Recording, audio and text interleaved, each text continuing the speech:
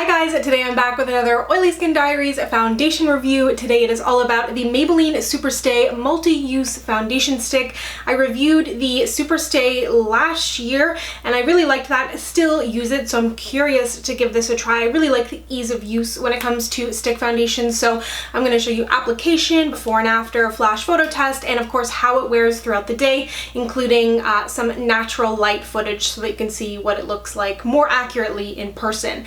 If you missed any of my recent foundation reviews, I will have them linked down below along with some links for oily skin skincare, but let's go ahead and get started. So this foundation launched pretty recently. Here in Canada it seems to only have 8 shades, while in the United States it has 14. Maybelline generally does a really good job with their foundation ranges, so I'm assuming that they're going to come out with even more because 8 is definitely not enough. 14 is still cutting it close. It is a multi-use stick, so keep in mind they are marketing it as a foundation, a concealer, a contour, so when you are picking up your shade, if you do end up really liking the formula, keep that in mind. And that's kind of like with any product, you can use a concealer, a powder for whatever you want, really, but multi-use is definitely very, very popular right now. This product will retail for anywhere in between like $10 to probably $16, $17 depending on where you live, and keep in mind at the drugstore there's always sales and I always like to wait for a sale. In the packaging here you're getting 7 grams of product, and 7 grams of product is actually quite low. I think it's important to actually look at the amount of product in there that they list as opposed to just rolling it up and looking at it, because when you eyeball it, it's kind of tough. But to compare it, the Hourglass has 7.2, which is actually on the lower side of the average foundation stick. So something like the NARS has 9, Tarte has 9, and the Sephora Collection one has 11. So keep that in mind. It depends on how much you're going to be using it, how much you actually use when you apply to your face, but that definitely is on the lower side when it comes to the actual amount of product in there. If you're using it for something like a contour, then you probably wouldn't run through it as fast as something like a foundation. On the website, I looked on a couple different websites and it didn't have a ton of claims as to if they were like medium, full. It says it's buildable, it's a cream to matte, convenient on the go. It has this little blender stick, which I honestly haven't even opened, but if you do need to touch up on the go, perhaps that would be good. It isn't supposed to be what you apply the foundation with. So today I'm going to be using the shade 312 Golden, and then I'm also going to use some of the deeper shades to contour. So let's go ahead and get this on my face. So I'm going to go ahead and just draw this on my skin, and I have used this a few times. This is not a first impression. And I'm a little stuck on my preferred method of application. I think I like a brush better. I've been in a real spongy thing lately, but I find it takes a lot more work to blend it out with a sponge. So for me, I like the brush. This is the e.l.f. buffing brush, but it is nice with a sponge too. You get even lighter coverage, but it definitely takes more work to blend it out. So this is what it looks like. I think it looks quite natural. It's definitely not like a crazy full coverage foundation in comparison to like their SuperStay liquid. If you're looking for definitely more full coverage, I would go with the liquid, because this you'd have to build quite a bit. But I'm going to put just a little bit more here on my cheeks. As I've said many times now, I'm much more into like a natural finish, medium coverage foundation.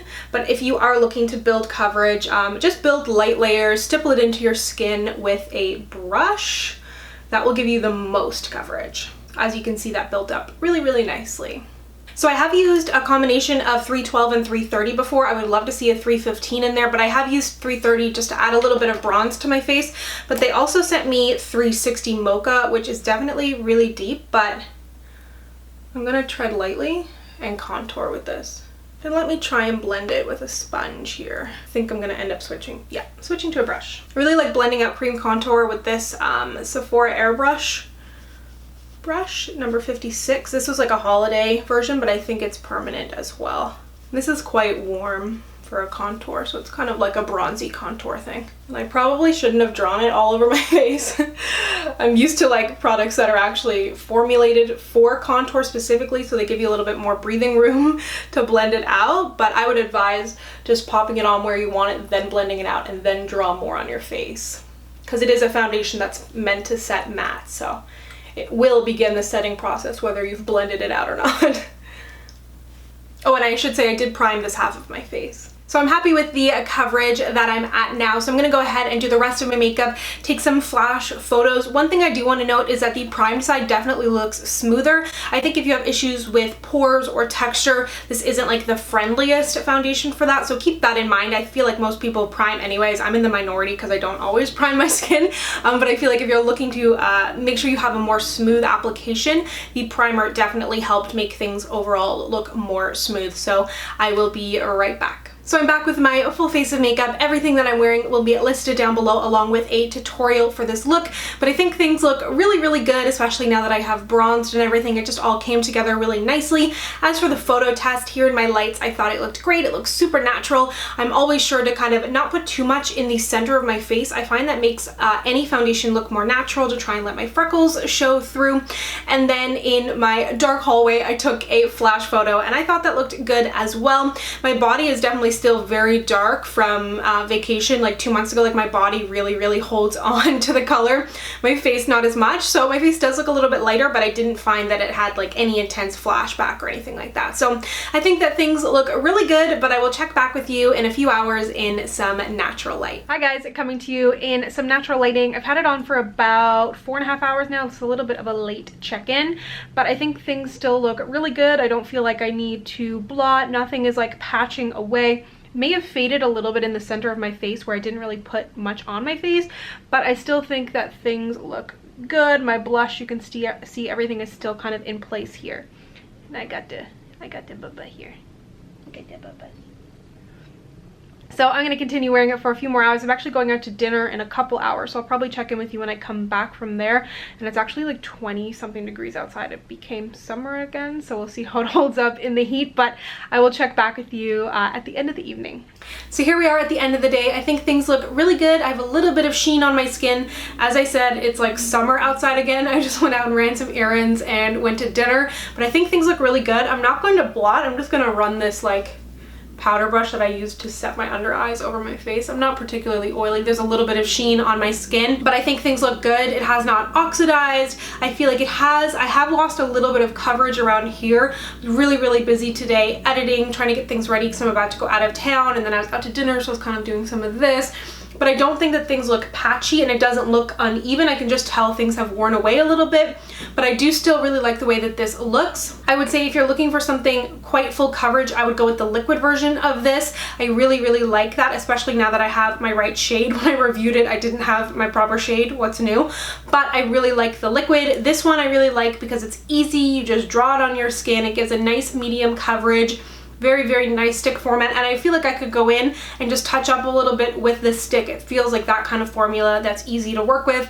I like it as a contour as well. Just keep in mind when you're blending it to move pretty quickly, or just do like a section of your face at a time. So overall, I really like this if you're looking for something easy, medium coverage. If you can find a good shade, I think this is great. If you do like a lot of traveling, or you just want something in your bag to touch up with, this could be a potentially good option for that. If you have dry skin, I feel like it may be a little bit too dry on your skin, but normal, combo, oily, I feel like you would like it. If you have more normal skin, you probably wouldn't even want to set it.